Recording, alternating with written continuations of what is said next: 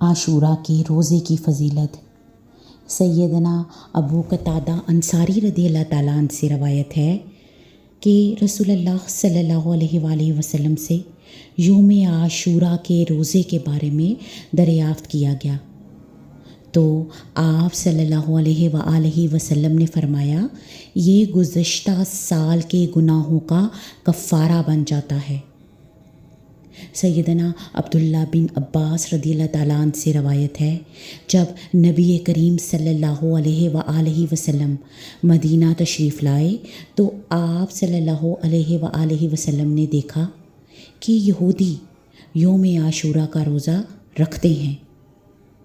آپ صلی اللہ علیہ وآلہ وسلم نے ان سے روزہ رکھنے کی وجہ دریافت کی تو انہوں نے کہا، یہ ایک اچھا دن ہے۔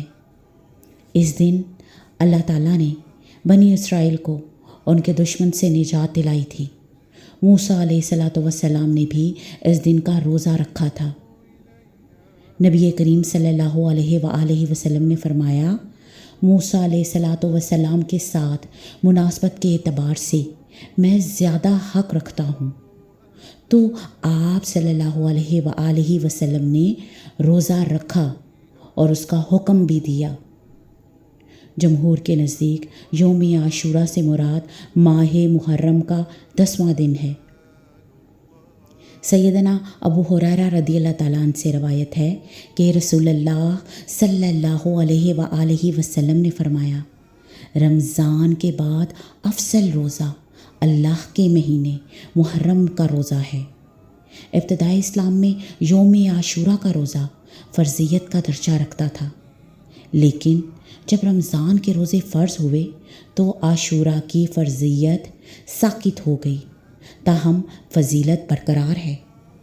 یہودیوں کی مخالفت ہم اگر کریں تو ہمیں کیسے کرنی چاہیے؟ رسول اللہ صلی اللہ علیہ وآلہ وسلم نے یوم عاشورہ کا روزہ رکھا اور اس کے رکھنے کا حکم دیا تو صحابہ اکرام نے عرض کیا، اے اللہ کے رسول صلی اللہ علیہ وآلہ وسلم، یہ یہود اور نصارہ کی تعظیم اور تکریم کا دن ہے۔ تو نبی صلی اللہ علیہ وآلہ وسلم نے فرمایا، آئندہ سال ہم انشاءاللہ 9 محرم کا روزہ رکھیں گے۔ اس سلسلے میں تقریباً 3 موقف معروف ہیں۔ ہم ترتیب وار ان تینوں کو مع دلائل نقل کریں گے۔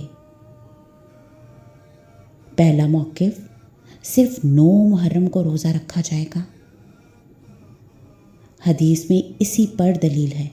نیز اس حدیث کے راوی عبداللہ بن عباس رضی اللہ تعالیٰ عنہ سے جب عاشورہ کے روزے سے متعلق پوچھا گیا تو انہوں نے فرمایا، جب تم محرم کا چاند دیکھ لو تو دن شمار کرتے رہو اور 9ویں تاریخ کو روزہ رکھو۔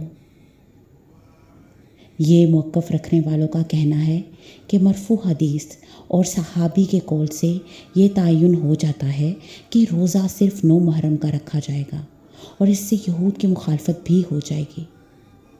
آئیے دوسرا موقف بھی دیکھتے ہیں۔ روزہ 10 محرم کو رکھنا چاہیے، البتہ یہودیوں کی مخالفت کی بنا پر 9 یا 11 محرم کا روزہ بھی ملانا چاہیے۔ ان کی دلیل درج ذیل ہے۔ یوم عاشورہ کا روزہ رکھو اور یہودیوں کی مخالفت کرو، لہٰذا ایک دن پہلے یا بعد کا بھی روزہ رکھو۔ لیکن یہ روایت داؤد بن علی کی وجہ سے ضعیف ہے، لہٰذا اس روایت سے 10 اور 11 محرم کو روزہ رکھنے کا استدلال درست نہیں۔ تاہم 9 اور 10 کی وضاحت تیسرے موقف میں آ رہی ہے۔ آئیے تیسرا موقف بھی دیکھتے ہیں۔ 9 اور 10 محرم کے 2 روزے رکھنا مستحب ہیں۔ ان کے دلائل درج ذیل ہیں۔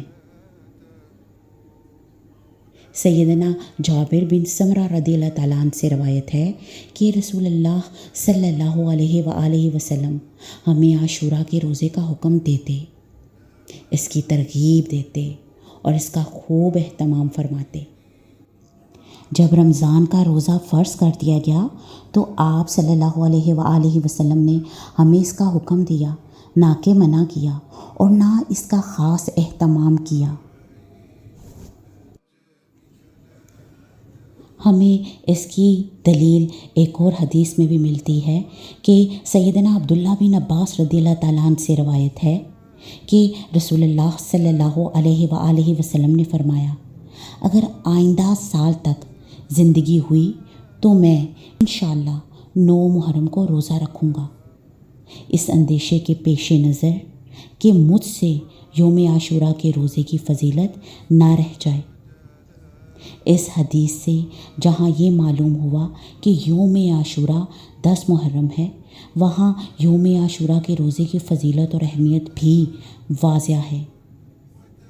قارئین اکرام، فہم سلف صالحین کی روشنی میں ہمارے نزدیک یہی راجح ہے کہ 9 اور 10 محرم کا روزہ رکھا جائے۔